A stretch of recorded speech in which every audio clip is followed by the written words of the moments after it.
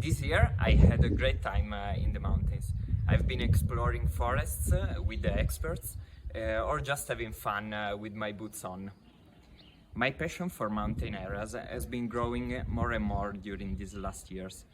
At first, as a tourist, then I literally fell in love with the newborn communities in the mountains, and I realized I wanted to be part of them. When I saw the possibility to attend a multidisciplinary master's degree in a mountain village, I immediately thought this was my opportunity. Living in an inner land, it's striking. You immediately understand what is the value of these territories, not only per se, but also from a global point of view.